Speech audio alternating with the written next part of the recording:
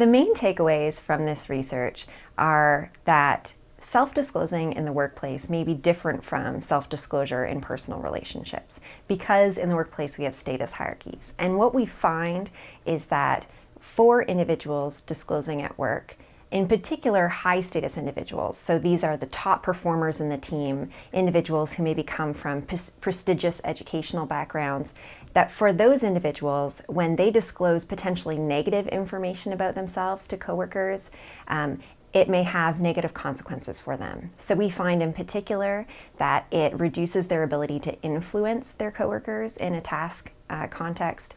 It increases conflict with their coworkers during a task, and it actually decreases liking that their coworkers feel towards them.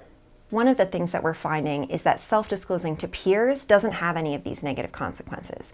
So for high status individuals, the safest bet may be for them to disclose negative information to someone at the same kind of peer level.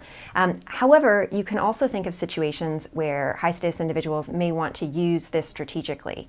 So if we know that disclosing potential weaknesses to coworkers might lead them to accept less of your influence or might increase conflict, you can imagine situations where the star team member may actually want to encourage some of the lower status team members to engage more in the conversation, maybe to have more debate, which increases some of the task conflict.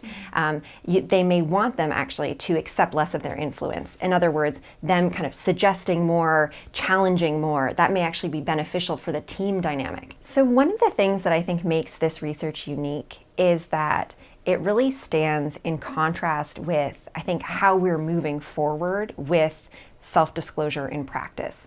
I think in practice, people really do implicitly believe that more disclosure is better. You know, we want to share a lot of ourselves so that people get to know us really well and so that they understand us as we really are. And that feels good, and so we think that that probably is the best way to operate at work.